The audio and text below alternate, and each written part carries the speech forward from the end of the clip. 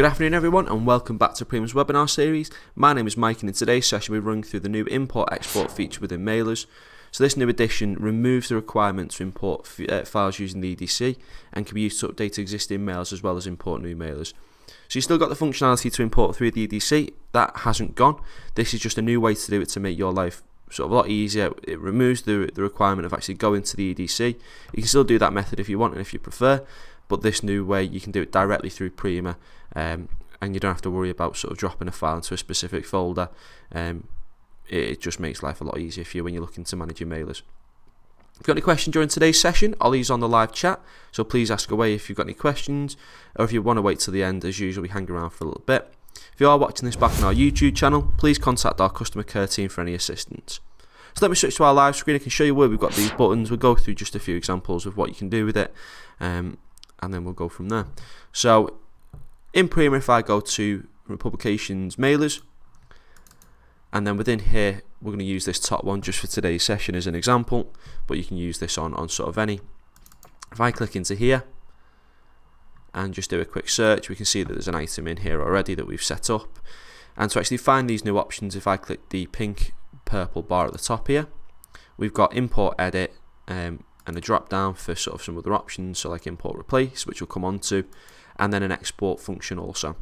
So we'll start off by just exporting this and we can go from there. So if I click export, this will basically take what we've got in there. That can be sort of anything at all. It can be a blank mailer, which would be more useful so if you're looking to sort of actually import stuff into a fresh mailer, or if we're looking to update, then we can use this. So if we just go and export this into the desktop as this specific folder, file name, it'll load up this. So in here we've got a number of sort of different columns that it'll export pretty much from your mailer, so pack sizes, pricing, it'll show you basically the profit you've been making on that item, classifications, previous price, all sorts.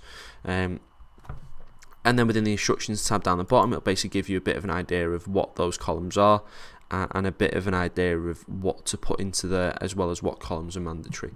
So if we go back into the mailer items tab, we can see sort of these orange columns are all mandatory, so they're required if you're going to be putting a new item in or if you're going to be adding to this.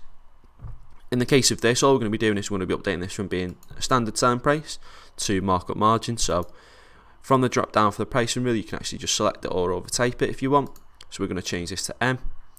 We're going to put the price to be 0. It will be ignored, but I'm just going to put it to 0 for the time being, and I want to make 60% margin on this, and we can put that value into there. Once you're happy with all of that and you've made the changes you want, it's just a case of saving that file, leaving it in the same format there is, which is Excel. We'll just close it down so it's not being used. And now we're back into Prima, and in that specific mailer we can now actually import it and update it. So there's two features and two functions to actually import. So you've got import and edit and import and replace. So import and edit will basically keep what is there. If you add any new items to that import, which you can do, it will actually put them into there, but it won't remove any items. It'll keep what's in there and just add to it and update it. Whereas import and replace will basically remove everything that's in that mailer and start again. So if you're looking to delete items and use other bits, then your replace function is going to be the one you want to use. If you're looking to just keep what you've got and add to it, then import edit is what we want. So we just click import edit. It'll try and prompt us to find that file, so we go to wherever we saved it, so we know it's on the desktop. There's the export file, and we click open. And basically Prima will, if you do a load of items, it will just sort of not lag for a minute, but it'll just import for a second, and then we can just hit search and we can see straight away, because there's only one item, it's not taking too long, but pricing rules M, markup margins now 60% from what we've done within that file. If you're looking to say build a new mailer, then if I just go in and actually delete this and remove that item from this mailer, we can use the same sort of export file if we want. So that's been removed. So there's nothing in here. So say we're looking to add to this. So you can amend them using the edit function, but say we're looking to add to this and we're looking to import everything brand new. We'll just go to that specific folder. Let me just pull up that spreadsheet, and we can actually use this to add new items to that mailer. So we've already got some details in here, but say I want to add a new item to it, I want to use a different sort of code, or I want to add more to it. We can just type the codes in if we know it, or you can copy and paste it from wherever, and we can just fill out as much of this as we can. So if we just put some details in here,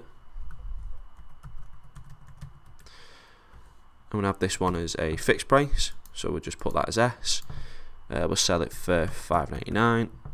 Don't need to worry about the margin, put 0.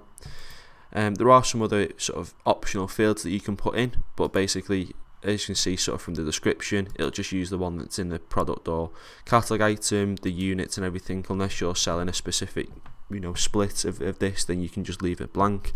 But all those optional fields you can actually add to. So if you're looking at selling a different pack size or a specific description, page number, if you're actually sort of printing this mailer, then you can upload all of that information. But realistically, the only bits that you need to actually add any new items using this method is item code, pricing rule, price, markup margin. If that's the only sort of columns you need to actually use. Once we're happy with that, same process, we will save, and we will go back into that mailer. We'll click the pink bar at the top, and we'll use the import replace function just for this. I know there's nothing in there, but it basically, if you had any items in there you wanted to remove them and update and start fresh, we can use the import replace function.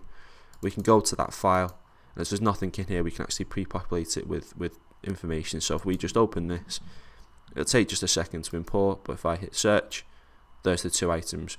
So it's a lot quicker and easier to use and update than using the actual mailer import template.